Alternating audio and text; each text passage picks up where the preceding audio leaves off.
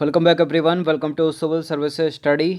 अभी तक 12 test complete हो गए थे यूपीएससी सिविल सर्विसेज प्रीलिम्स 2021 के लिए, और यह है टेस्ट नंबर 13। तो चलिए स्टार्ट करते हैं। 4 सेकंड का टाइम मिलेगा एक प्रश्न को पढ़ने के बाद, अपना भी सोचना कि आंसर क्या होगा। तो क्वेश्चन नंबर 1 है, इसका आंसर करिए तो ज़रा। इनमें से कौन से भारत सरकार के डाक विभाग के कार्य हैं? भारत सरकार के डाक विभाग के कार्य निम्नलिखित में से कौन से हैं? जमा स्वीकार करता है क्या? जीवन बीमा कवर प्रदान करता है क्या? वृद्धावस्था पेंशन जैसी नागरिक सेवाएं भी उपलब्ध कराता है क्या? ऑनलाइन सिक्योरिटी ट्रेडिंग प्लेटफॉर्म के रूप में कार्य करता है क्या डाक विभाग? देखिए, जमा स्वीकार कराता है, करेक्ट है। जीवन बीमा कवर भी प्रदान करता ही है। वृद्धावस्था पेंशन जैसी नागरिक सेवाएं भी उपलब्ध कराता है, लेकिन ऑनलाइन सिक्योरिटी ट्रेडिंग प्लेटफॉर्म के रूप में कार्य नहीं करता। तो फोर्थ एक ही एलिमिनेट होगा इससे, तो इसका आंसर हो जाएगा ऑप्शन नंबर बी, 1, 2 और 3।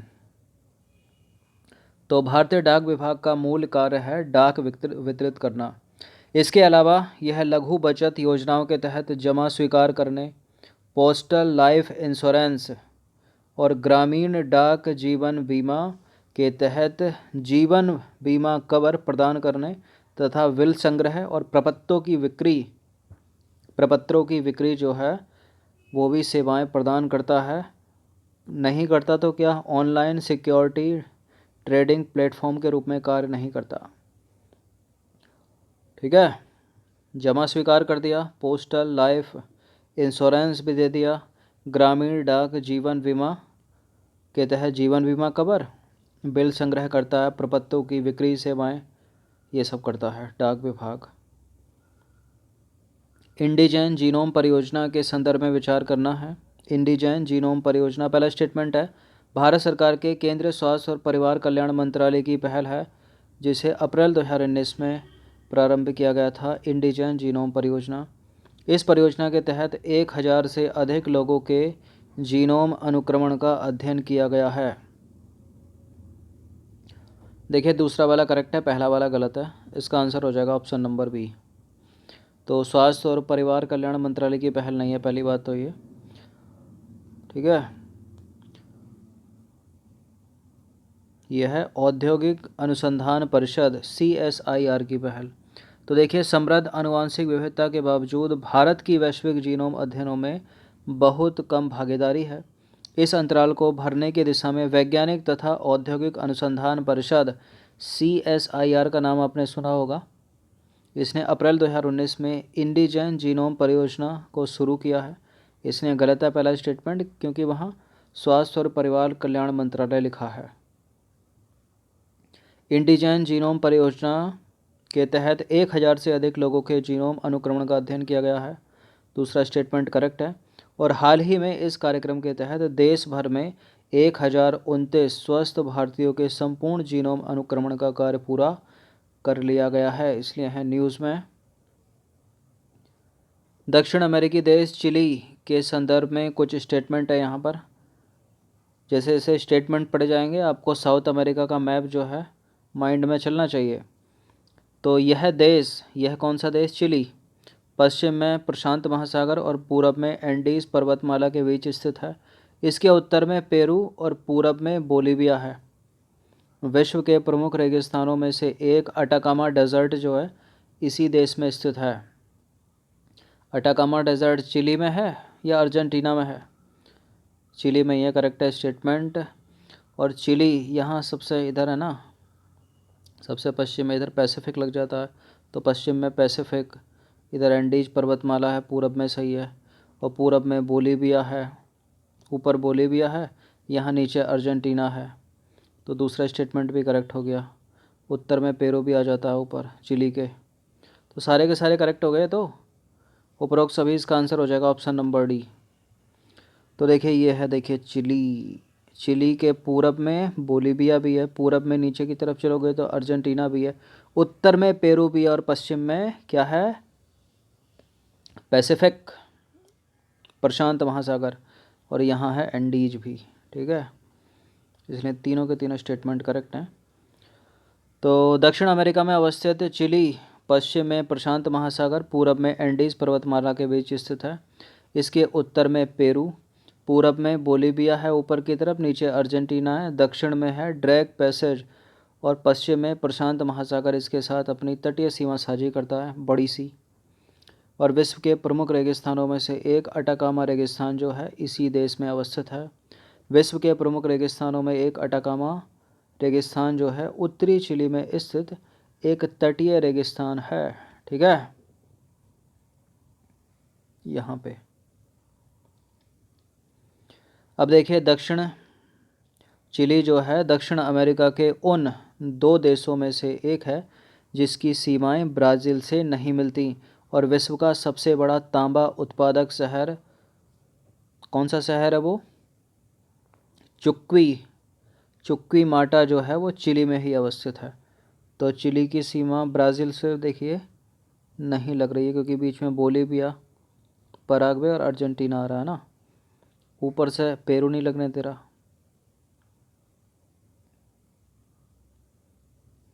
तो चुक्वी कमाटा जो है वो चिली में अवस्थित है, विश्व प्रसिद्ध है, तांबा उत्पादक शहर है। चिली की राजधानी क्या है?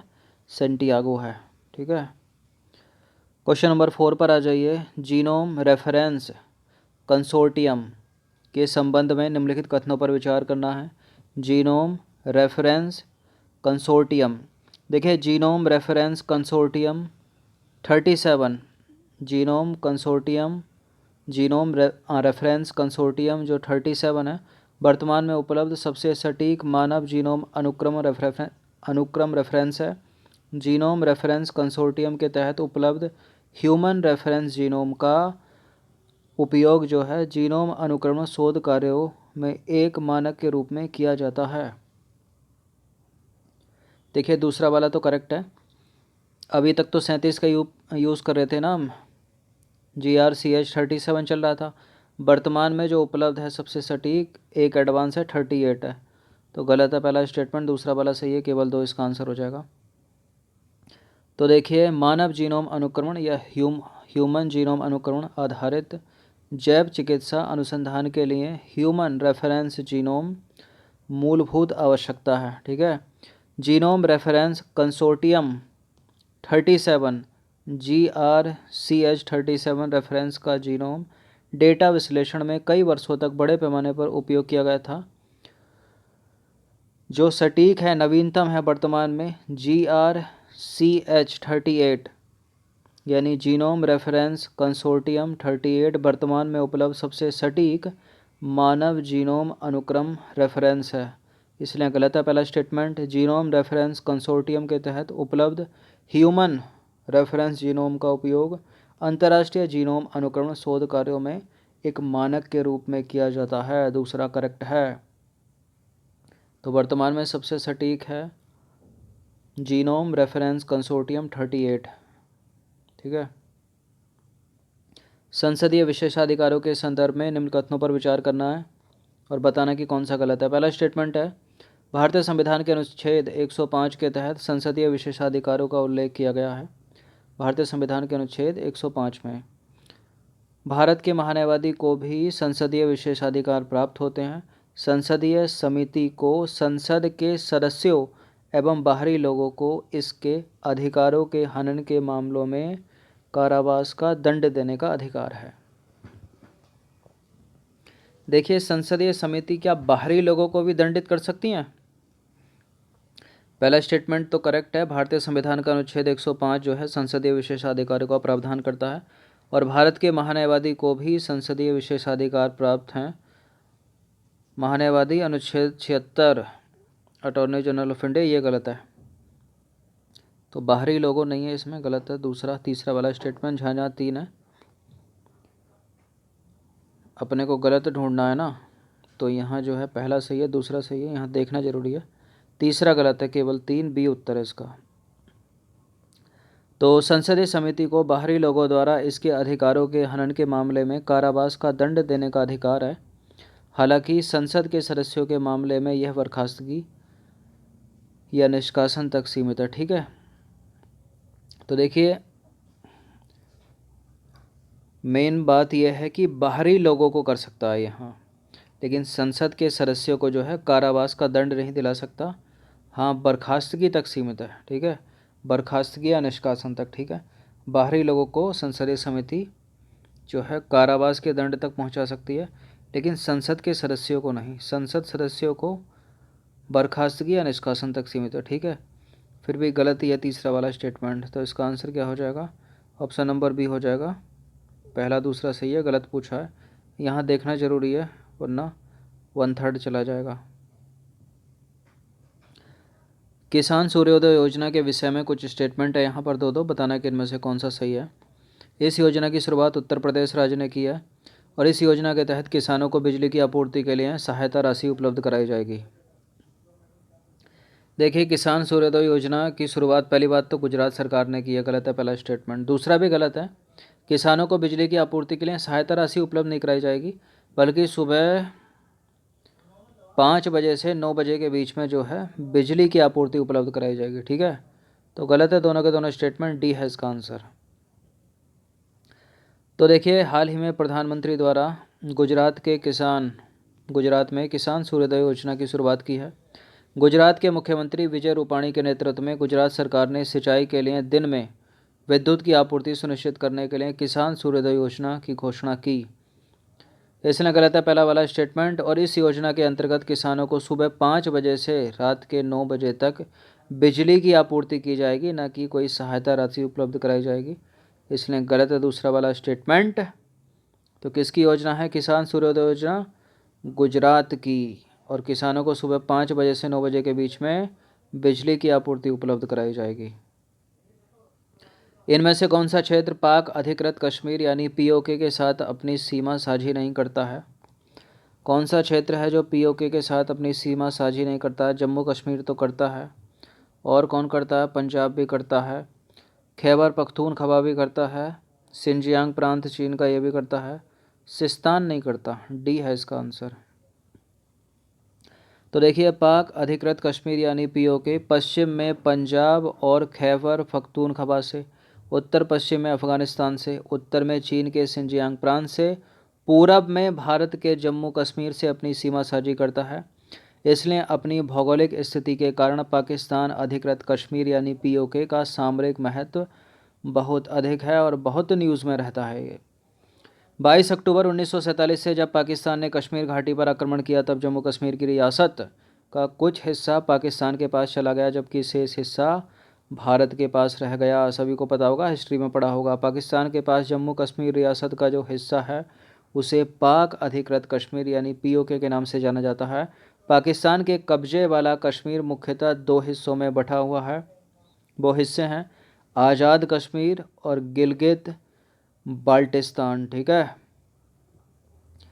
क्वेश्चन नंबर 8 पर आ जाइए। हाल ही में खोजे गए सिंधु सिवनी क्षेत्र की पहचान वैज्ञानिकों द्वारा किस रूप में की गई है? क्यों प्रसिद्ध है हाल ही में खोजा गया सिंधु सिवनी क्षेत्र? क्या तांबा भंडार है उसमें? क्या यूरेनियम का भंडार है उसमें? क्या पेट्रोलियम का भंडार है उसमें? या टेक्टोनिक रूप से सक्रिय क्षेत्र है वो? ना तो इसमें यूरेनियम का भंडार है, ना इसमें तांबे का भंडार, ना इसमें पेट्रोलियम का भंडार। ये तो टेक्टोनिक रूप से सक्रिय क्षेत्र है। हाल ही में खोजा गया सिंधु सिवनी क्षेत्र। देखिए, वैज्ञानिकों द्वारा हिमालय के सिंधु सिवनी क्षेत्र अथवा लद्दाख में स्थित सिंधु सिवनी क्षेत्र, हिमालय के सिंधु सिवनी अथवा सिंधु सिवनी क्षेत्र है कहाँ पर? ये लद्दाख में, ठीक है। इसको विवर्तनिक अथवा टेक्टोनिक रूप से सक्रिय क्षेत्र के रूप में खोजा गया है। यह वह क्षेत्र है जहां भारतीय प्लेट और एशियाई प्लेट आपस में मिलती हैं, ठीक है। इस खोज के पहले इस इलाके को बंद क्षेत्र यानी लॉक्ड जोन के रूप में जाना जाता था। वैज्ञानिकों द्वारा हिमालय के सिवनी क्षेत्र का विस्तृत रूप से भौगोलिक अध्ययन किया गया है और देखा गया है कि यह क्षेत्र वास्तव में इलाका बंद क्षेत्र न होकर सक्रिय टेक्टोनिक क्षेत्र है। सिंधु सिवनी अथवा सिवनी क्षेत्र, ठीक है, लद्दाख में, हिमालयन रीजन तो पड़ता ही है। भारतीय सुनामी प्रारंभिक चेतावनी केंद्र के संदर्भ में कुछ स्टेटमेंट है।